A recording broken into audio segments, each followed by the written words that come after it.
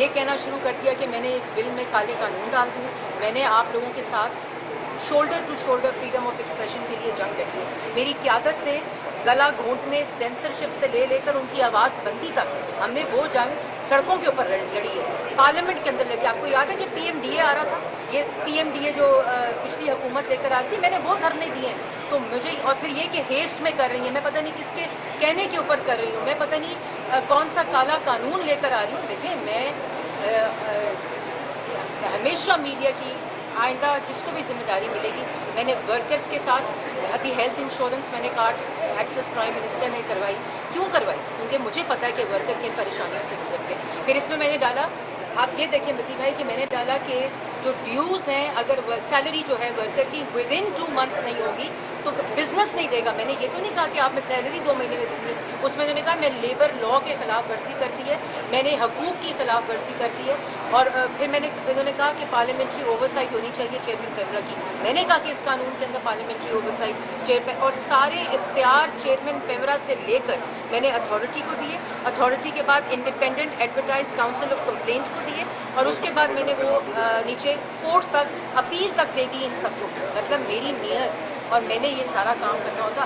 अगर काला कानून बनाना होता है ना, उसके लिए 12 महीने की मुशावरत नहीं चाहिए। देखिए एतराज़ मैं नहीं समझती एतराज़ है। उन्होंने अपनी राय दी है, उन्होंने अपनी इनपुट दी है और उस वैल्यूबल इनपुट को अगर वो बेहतर है तो इस बिल का हिस्सा होगा।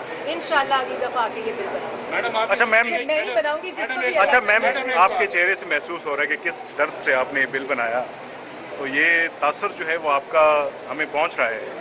नहीं भाई जावेद, आप लोग मेरे साथ इस बिल में आपने बड़ी मेहनत की मेरे साथ। मैं आपको एक एक स्टेज पे बताती रही और ये बड़ा काम था। ये जो बिल जिस शक्ल में मौजूद है, ये इतना बड़ा restructuring of the media industry थी। आप लोगों की मिनिमम वेज के मसाइल थे और मैं जैसे मुझे कहा गया कि ये एतराज़ नहीं उठाए, आप सब ने अपनी राय दी है और स्टैंडिंग कमेटी और सेनेट में दी है। मेरा मसला ये है, मेरे पास 2 दिन है और 2 दिन के अंदर ये रिकन्सिलिएशन और मशावरत इतनी खुल गई है, उसको करना बड़ा इंपॉर्टेंट है मैं समझती हूँ। और इंशाल्लाह आके मैं आप लोगों के साथ जिसने फ्रीडम ऑफ एक्सप्रेशन कभी कोट लखपत के बाद, कभी हडियाला के बाद, कभी नैब कोर्ट के बाद, कभी अटक जेल के बाद वो जंग लड़ी अपनी क़यादत के साथ और उसके ऊपर ये इल्ज़ाम हो, उसकी नीयत के ऊपर इल्ज़ाम हो, उसकी स्पिरिट के ऊपर इल्ज़ाम हो, तो मैंने ये फैसला किया। सबके जिम्मेदार कौन है? आप किसी का नाम जिम्मेदार ये यूनियंस की वजह है या कुछ एंकर पर्सन्स की वजह है? कौन जिम्मेदार है? आई थिंक इसके अंदर काफ़ी अमेंडमेंट्स आ गई हैं और वो अमेंडमेंट्स रिकॉर्ड का हिस्सा है जो कि सेनेट की स्टैंडिंग कमेटी में थी। अब ये 2 दिन रह गए हैं पार्लियामेंट के अंदर और पहले कहा गया कि 2 दिन के अंदर ये पता नहीं क्यों किसके कहने पे काला कानून पास करा रहे हैं लोग। तो मैं ये समझती हूँ कि बहुत सी राय आ चुकी हैं, अमेंडमेंट्स आ चुकी हैं। 2 दिन में ये ना अमेंडमेंट्स इसका हिस्सा बन सकती हैं। और पूरे मैं कल प्रेस क्लब कराची गई तो वहाँ उन्होंने कहा कि जी आप ज़बानबंदी और गला घोंट रही है साथियों। मतलब मेरे लिए ये इससे ज़्यादा अफसोसनाक बात नहीं हो सकती कि कोई मुझे मेरे आदमी करे।